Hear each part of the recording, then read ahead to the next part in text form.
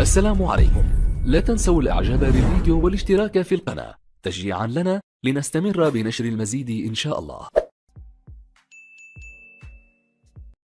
مرحبا بكم في قناة أخبار اليوم.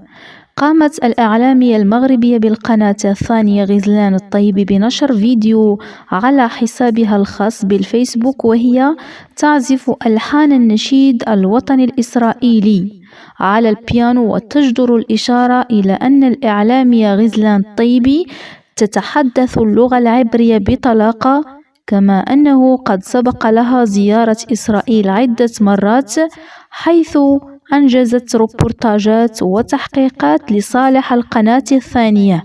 وقد عبر أفيخاي أدري الناطق باسم الجيش الإسرائيلي على فرحته بعزف النشيد الوطني الإسرائيلي من طرف الإعلامية المغربية، حيث نشر تدوينة له يقول فيها: أيوجد شعور أروع وفخر أسمى من أن تسمع نشيد بلادك يعزف بأنامل شعب صادق؟ وأضاف قائلا: شكرا غزلان طيبي، وتحياتي إلى أرض المغرب وشعبه الراقي.